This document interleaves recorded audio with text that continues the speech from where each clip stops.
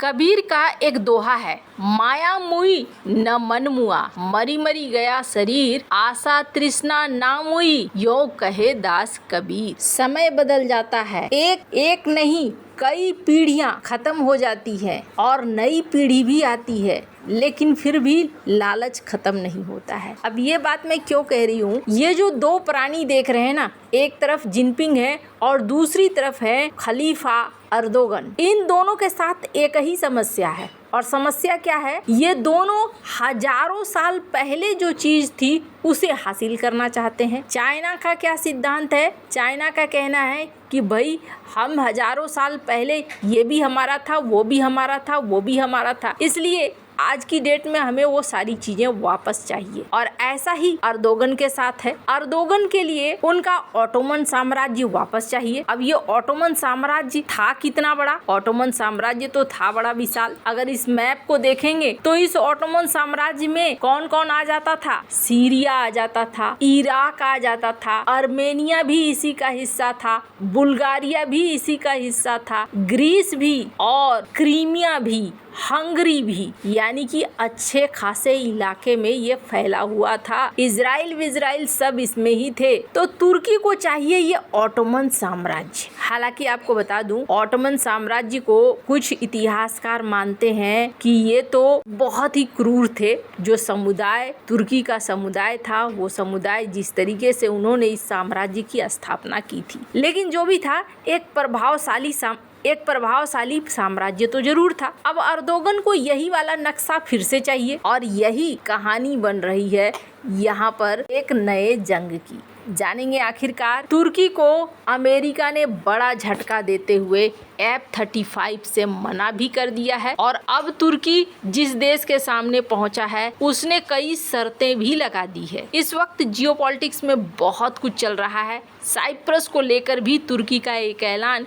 उसके लिए गले की फांस बन रहा है। हमेशा की तरह वर्ल्ड मिरर के इस एपिसोड में जानने को मिलेगा बहुत कुछ, इसलिए वीडियो को अंत तक जरूर देखें। अर्दोगन खलीफा बनना चाहते हैं, और इस खलीफा के चक्कर में वो एक एक कदम ऐसा उठा रहे हैं जो कदम उन्हें एक बड़े जंग के पास ले जाता हुआ दिख रहा है। अभी स्क्रीन पर एक आर्टिकल देख सकते हैं। अर्दोगन साइप्रस को इन्होंने कब्जाया था और उसकी वर्षगांठ थी। उस वर्षगांठ पर अर्दोगन ने एक बड़ा ऐलान किया, और अर्दोगन ने कहा कि देखो, अब साइप्रस को लेकर ना 2 राष्ट्र का सिद्धांत मान लेना चाहिए। मतलब साइप्रस एक नहीं हो सकता है। आपको बता दूं, जो बचा हुआ साइप्रस है वो यूएन से लेकर अंतर्राष्ट्रीय संगठन सभी को कहता है कि मेरे हिस्से पर तुर्की ने कब्जा कर लिया है, वो हिस्सा हमें दिलाओ। और जो तुर्की के कब्जे में हिस्सा है उसे सिर्फ तुर्की ने ही मान्यता दी है, दुनिया के किसी देश ने मान्यता नहीं दी है। साइप्रस, आपको याद होगा पीएम मोदी की ये तस्वीर, यहाँ पर साइप्रस में पीएम मोदी का आना मिलना ये हलचल मचा ही रहा है। पर इस बीच साइप्रस को लेकर जो ये बयान इन्होंने दे दिया है,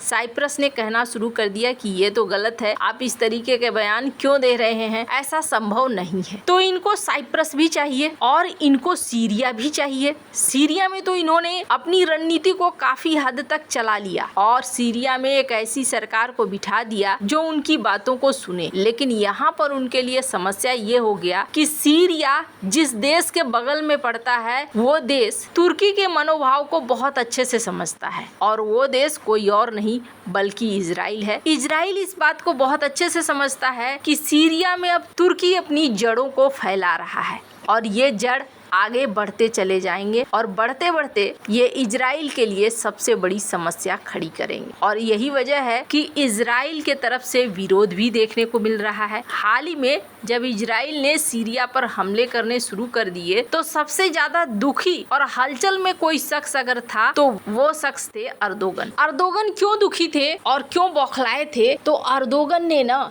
इस सीरिया में आज से नहीं बल्कि साल 2011 से खूब मेहनत करी है, और यहाँ पर गृह युद्ध में तुर्की के अल असद सरकार के खिलाफ विद्रोहियों का समर्थन किया है। बहुत लंबे समय से वो चाहते थे कि यहाँ पर एक ऐसी सरकार आए जो सरकार उसकी मदद करे और उसके सपने को पूरा करे। अब यहाँ पर देखने को मिला कि इजराइल ने जैसे ही हमला करना शुरू कर दिया, वैसे ही तुर्की की तरफ से कहा गया कि हम सीरिया के सहयोगी हैं और हम सीरिया के साथ खड़े रहेंगे। अब इससे माना जा रहा है कि तुर्की इजराइल के खिलाफ लड़ाई लड़ सकता है, यानी कि जंग हो सकती है। इस वक्त ये जो शख्स देख रहे हैं ना, इनका नाम है अहमद अल सारा, जो पहले एक विद्रोही नेता थे सीरिया के और अभी इन्होंने सीरिया की कमान संभाली है। तुर्की के अच्छे वाले दोस्त हैं, पर इन सब में इजराइल पिक्चर में आ गया और जैसे ही इजराइल पिक्चर में आ गया, अर्दोगन के लिए बड़ी मुश्किल खड़ी हो गई। अभी अर्दोगन को क्या चाहिए? फाइटर जेट चाहिए और इसके लिए इन्होंने खुद डोनाल्ड ट्रंप से बातचीत की कि आप हमें F-35 बेच दीजिए। F-35 को खरीदने के लिए एड़ी चोटी का जोर लगा दिया, लेकिन अमेरिका ने तुर्की को F-35 लड़ाकू विमान बेचने से इनकार कर दिया है। इजराइल भी इस चीज के खिलाफ ही था और माना जा रहा था कि अमेरिका कुछ ऐसा ही निर्णय लेगा, लेकिन अब ज्यादा ऑप्शन बचे नहीं अर्दोगन के पास। तो अर्दोगन कहाँ गए? अर्दोगन गए ब्रिटेन और इन्होंने कहा कि भैया हमें यूरो फाइटर दे दो। ब्रिटेन ने फिलहाल के लिए एक टेम्पोररी साइन करने की बात कही है समझौते पर, लेकिन माना जा रहा है कि यूरो फाइटर को किसी एक देश ने नहीं बनाया है, कई यूरोपीय देशों ने एक साथ मिलकर बनाया है। तो जब तक सारे देश हामी नहीं भरते हैं कि हाँ ये मिल जाना चाहिए तुर्की को, तब तक इनके लिए मुश्किल है। अर्दोगन 40 यूरो फाइटर टाइफून विमान खरीदना चाहते हैं और अपनी ताकत को बढ़ाना चाहते हैं, लेकिन किसके लिए? माना जा रहा है कि अपनी ताकत को वो बढ़ाकर अपने ओटोमन साम्राज्य का विस्तार कर सकते हैं। और दूसरी बड़ी चीज, इजराइल इस बात को बहुत अच्छे से समझ गया है कि तुर्की अब उसके सामने आकर खड़ा होगा तो इजराइल ऐसा कभी होने नहीं देगा। हालांकि भारत के लिए यहाँ दो अच्छी चीजें हैं। पहली अच्छी चीज ये है कि साइप्रस का मुद्दा